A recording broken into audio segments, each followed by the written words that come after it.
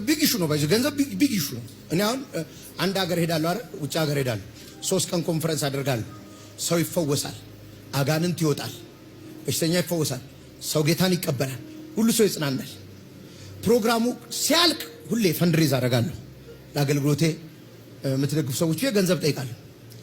ካለቀ በኋላ የሚጨቃጨቁት በገንዘቡ ነው። ስለ ዳነው ሰው አያወሩ።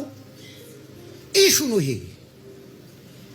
ሁሉ ቸርች ውስጥ ራሱ እንዲፈራ ተደርጎ አንዱ ባይዘው የኛ ስራ የእናንተን ገንዘብ ወደ ሰማይ መዝገብ ማስገባት ነው። ልክ ባንከሩ ቁጭ ብሎ ስታመጣ እንደሚከትልህ እኔ ደግሞ ስታመጣ ከትልህ። ቆይ አሁን ስለሷ አለም ነግራችሁ። ከዛ ኢየሱስ ምን አለ? ብል በማይበላው